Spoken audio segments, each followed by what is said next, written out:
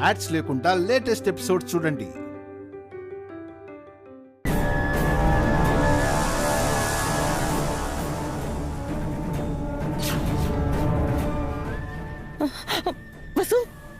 వసు గారు,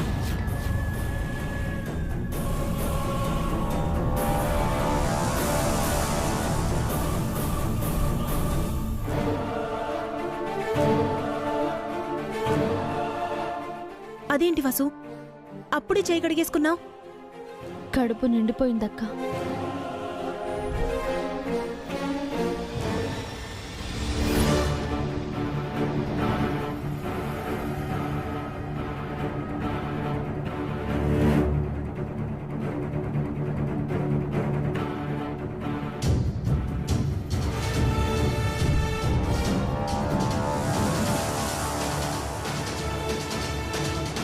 అప్పుడే కడుపు నిండిపోవడం ఏంటి వసుకి? ఏముంది, ఇన్నాళ్ళు సరిగ్గా తిండి లేక సగం ఆకలితో పేగులు ఎండిపోయింటాయి.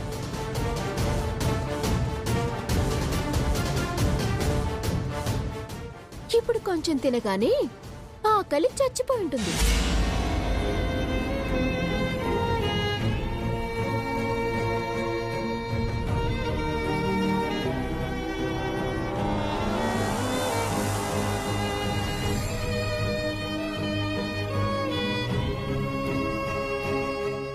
నువ్వైనా తిన్నబి.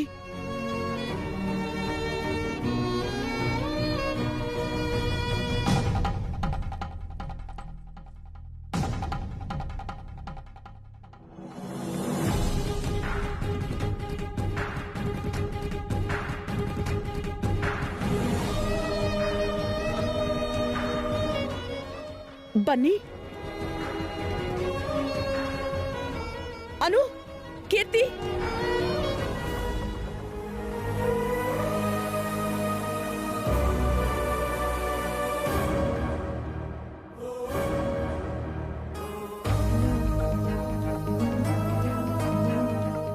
మీకేమైందే? తినకుండా చేతులు కడిగేసుకుంటున్నారు. కడుపు నిండిపోయిందమ్మమ్మా. మమ్మీ, మాకు నిద్ర వస్తుంది, మమ్మల్ని పడుకోబెట్టవా? అందరికీ గుడ్ నైట్. పద కీర్తి, రా బన్నీ.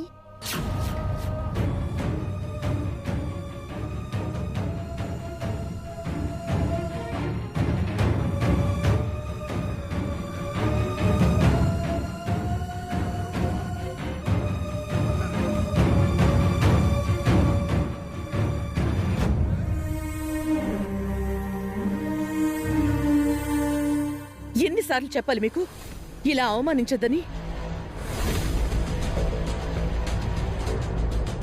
అభి, నీకోసం చాలా వంటలు చేశాను, నువ్వైనా తిన్నభి.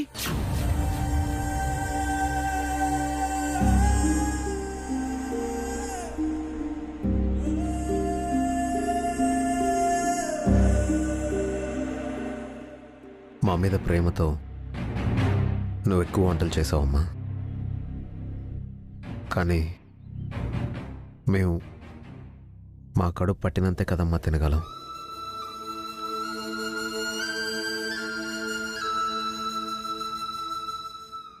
అవునవును, ఏదైనా రాసిపెట్టి ఉండాలి. అన్నీ అనుభవించడం అంటే అందరికీ సాధ్యం కాదు. అందుకే అఖిల్, దేవుడు కొందరికి కొన్ని లిమిట్స్ పెట్టాడు, కానీ మనలాంటి వాళ్ళకి నో లిమిట్స్.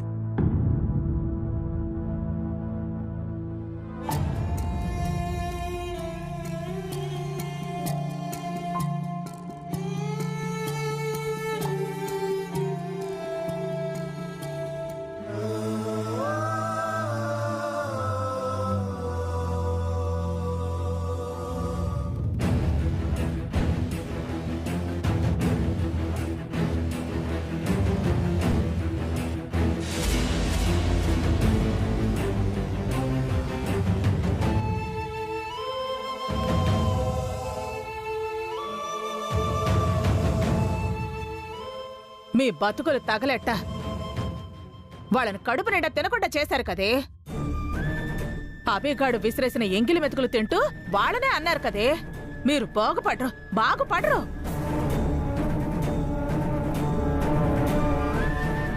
అనవసరంగా మీరు అభి వాళ్ళని హట్ చేశారు అఖిల్. మీరు అలా మాట్లాడకుండా ఉండాల్సింది.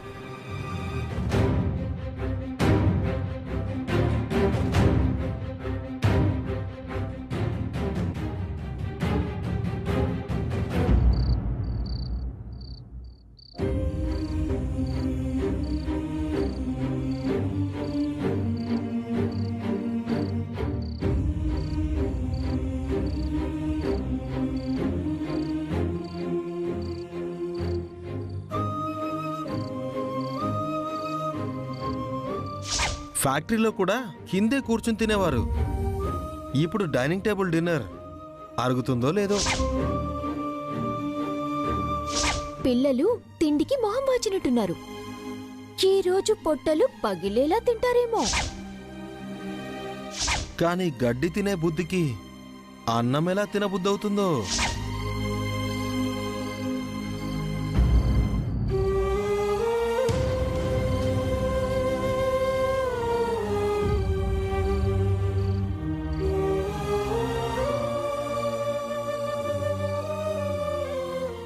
వసుగారు, వసుగారు, ఇక్కడేం చేస్తున్నారు? పిల్లలు పడుకున్నారా? నిద్రపోయారు. ఏంటి అలా ఉన్నారు? ఏం లేదు.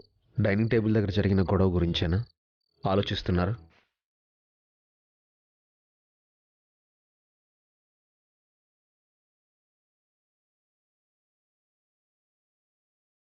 చెప్పండి, ఆ విషయం గురించి అని ఆలోచిస్తుంది? ఆలోచించాలంటే ఈరోజు డైనింగ్ టేబుల్ దగ్గర జరిగిన ఇష్యూ దగ్గర నుంచి కాదండి, చాలా రోజుల వెనక్కి వెళ్ళి ఆలోచించాలి. మీరు ఈ ఇంటి సొంత కొడుకు కాదు, పరాయి మనిషి అని బావగారు అఖిల్ అన్నప్పటి నుంచి మొదలు పెట్టాలి. ఆ రోజు మనం ఈ ఇంట్లో నుంచి వెళ్ళిపోయినప్పటి నుంచి ఆలోచించాలి. మాయ మాటలు చెప్పి మళ్ళీ మనల్ని ఈ ఇంటికి తీసుకొచ్చినప్పటి నుంచి ఆలోచించాలి.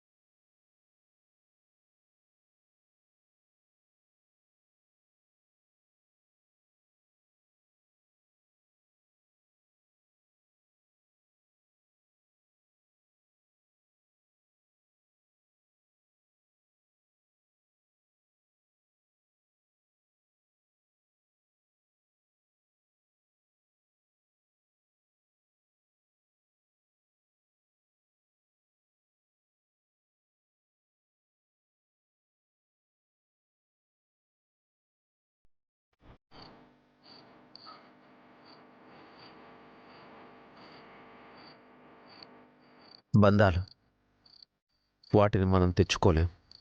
ఎందుకండి? మీరు పువ్వులు ఇస్తుంటే వాళ్ళు నిప్పులు విసురుతున్నారు. మీరు ప్రేమ చూపిస్తుంటే వాళ్ళు ద్వేషం కక్కుతున్నారు.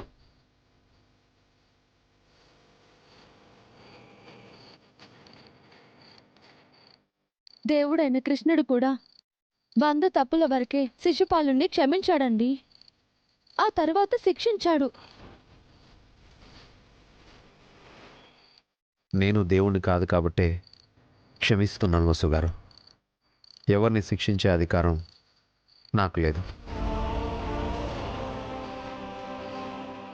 అలాంటప్పుడు వీళ్ళకి దూరంగా అయినా ఉండొచ్చు కదా. ఉండలేను వసుగారు. చిన్నప్పటి నుంచి వీళ్ళతోనే కలిసి పెరిగాను. నేను వేరు వాళ్ళు వేరన్న భావం నాకెప్పుడూ లేదు. అన్నయ్య అఖిల్ కూడా నన్ను అలాగే ప్రేమించారు. అయితే వాళ్ళకి నాది అనుకున్నదంతా ఇచ్చేశాను వసుగారు. కానీ ఇప్పుడు వాళ్ళు మారిపోయారు కదండి. ఇప్పుడు వాళ్ళకి మీపై ప్రేమ లేదు కదండి. మిమ్మల్ని శత్రువులా చూస్తున్నారు కదండి. మిమ్మల్ని దూరం పెట్టాలనుకుంటున్నారు కదా. వాళ్ళు మిమ్మల్ని వద్దనుకుంటున్నప్పుడు మీరెందుకు వాళ్ళు కావాలి అనుకుంటున్నారు? ఎందుకంటే వాళ్ళని నేను వదులుకోవాలి కాబట్టి. అన్నయ్యని అఖిల్ని వదిలి ఉండలేను కాబట్టి. మీకు అర్థమవుతుందో లేదో నాకు తెలియదు వసు గారు. మాది రక్త సంబంధం కంటే ఎక్కువ. ఇప్పుడు వాళ్ళు మారిపోయి ఉండొచ్చు, కానీ ఎప్పటికైనా మళ్ళీ మంచిగా మారతారన్న ఆశ, నా నమ్మకం నాకుంది. మేము మునుపట్లా కలిసి ఉంటామన్న చిన్న ఆశ, అది అమ్మా నాన్న చూడాలన్న కోరిక. మీ ముగ్గురం ఒక్కటేనని మా అమ్మా నాన్న తృప్తిగా అనుకోవాలి. ఆ రోజు కోసం నేను ఎన్ని రోజులైనా ఎదురు చూస్తాను వసు గారు. నాకు తెలుసు వసు గారు, ఇదంతా మీకు ఇబ్బందిగా కష్టంగా ఉంటుందని. నేను అవమానపడ్డం మీరు భరించలేరు, కానీ నేనేం చేయలేను వసు గారు. మీరు చెప్పినట్టు వీటికి దూరంగా వెళ్ళలేను.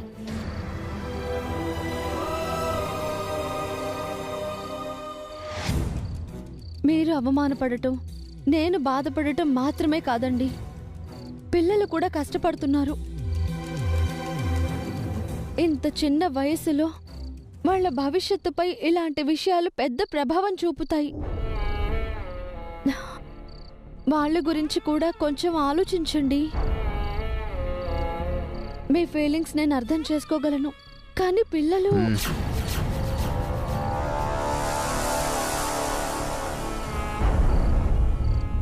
వాళ్ళు మన పిల్లలు వసు గారు. వయసులో చిన్నవాళ్లే కావచ్చు, కానీ పరిస్థితులను అర్థం చేసుకునే పెద్ద మనసు వాళ్ళకుంది. ఇప్పటికే బన్నీ అంతా అర్థం చేసుకుంటున్నాడు. అనుకీర్తిల మాటేంటి? వాళ్ళు ఆడపిల్లలండి, ఇంకా అమాయకత్వం పోలేదు. వాళ్ళిప్పటికీ ఈ ఇల్లు, ఈ మనుషులు... మీరు అనుకీర్తిల తల్లి వసు గారు. మీ అంత స్ట్రాంగ్గా అనుకీర్తిలని తీర్చిదిద్దలేరా? మీకంటే ఎక్కువ కష్టాల్ని అనుకీర్తిలు చూడలేదు కదా.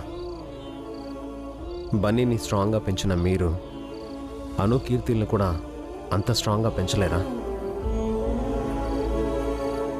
ఈ బంధాలని నేను వదులుకోలేను వసు గారు. నా భార్యగా మీకు తప్పదు.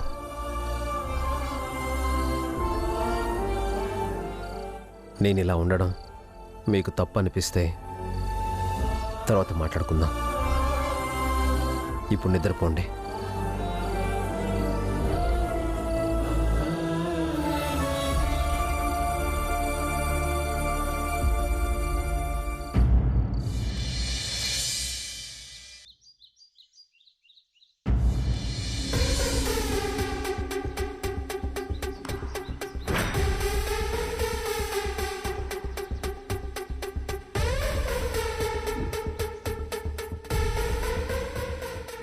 అబ్బా, అసలు అభి వాళ్ళకి సిగ్గు శరం చీము నెత్తురు లేవాకి.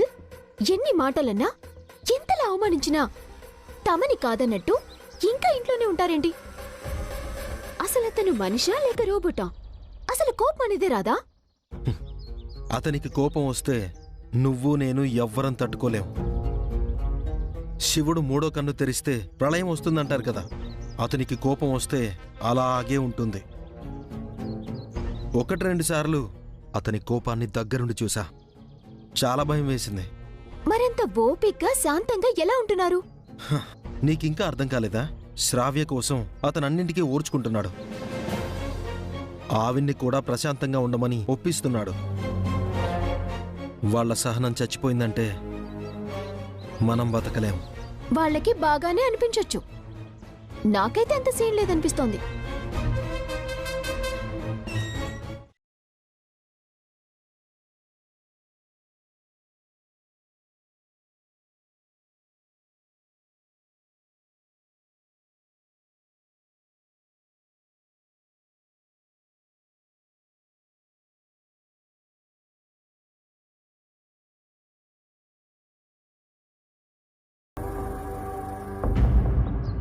అది అమ్మా. ఆపండి.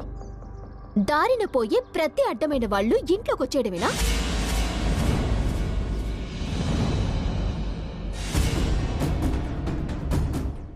ఇంట్లో తిష్ట వేసి తేరగా తిని కూర్చోడానికి ఇదేమైనా ధర్మసత్రం అనుకుంటున్నారా? సిగ్గు ఎగ్గు చీము నెత్తురు లేని మనుషులు, బ్లడీ పారాసైట్స్.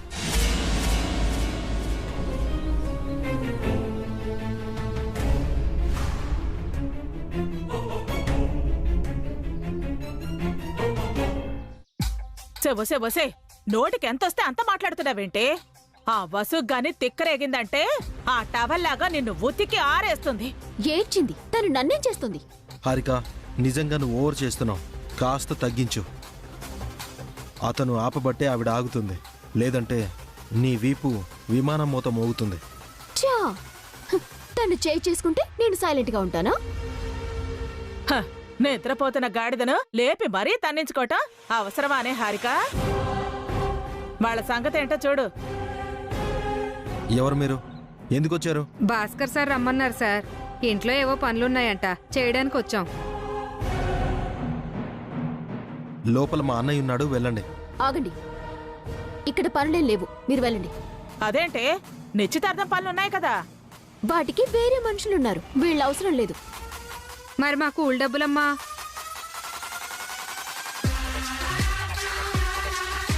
వెళ్ళండి.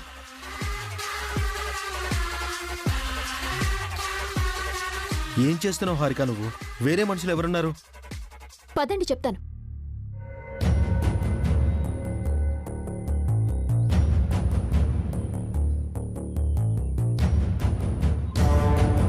బావగారు, భాస్కర్ బావగారు.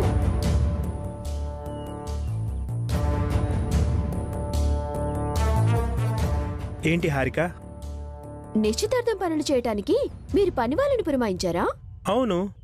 వచ్చారా వాళ్ళు? వచ్చారు, వేరే పనుందని వెళ్ళిపోయారు. వెళ్ళిపోవడం ఏంటి? ఆ పనులన్నీ ఎవరు చేస్తారు?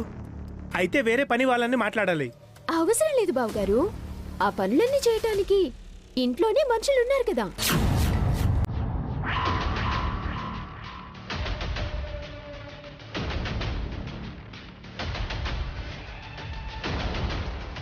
పనులు చేసే మనుషులు ఇంట్లో ఎవరున్నారు హారిక? అభిబాబు గారు, వసు అక్క ఉన్నారు కదా అత్తయ్య.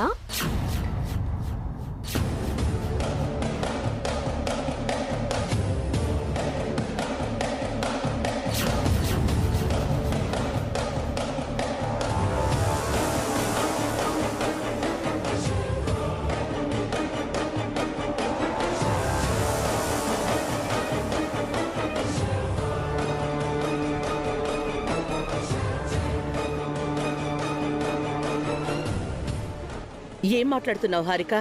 అభి వసూల్ని పనిచేయమంటున్నావా? వాళ్ళు మనింటి మనుషులమ్మా, పని మనుషులు కాదు. ఇది కూడా మనింటి పనే కదా బావగారు. మనింటి పని మనం చేస్తే తప్పేంటి?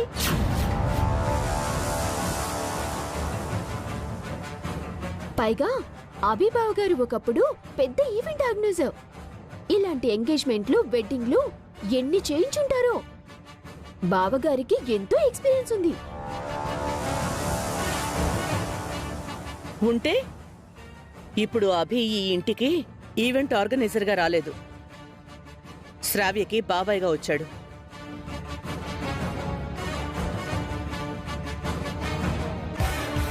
సూసైడ్ చేసుకోబోయిన శ్రావ్యని కాపాడి తన ఇంటికి తీసుకువెళ్లారు. పెళ్లి సంబంధం మాట్లాడారు. ఇంత చేసిన వాళ్ళు నిశ్చితార్థం పనులు చేయటానికి నామోషి ఏంటత్తయ్యా? తప్పమ్మా. అభి వాళ్ళని మనం అతిథులుగా పిలిచాం, వాళ్లతో పనులు చేయించుకోకూడదు. నేను చేస్తానన్నయ్య.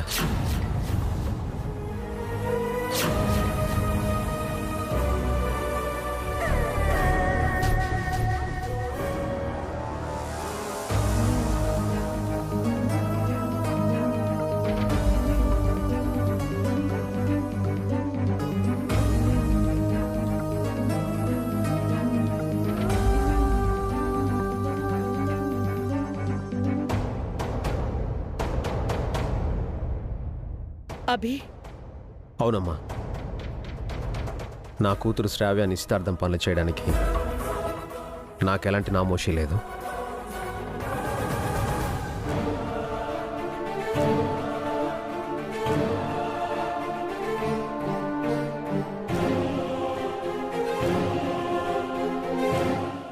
అవి పనివాళ్ళు చేయాల్సిన పనులు రావి, నువ్వు చేస్తావా?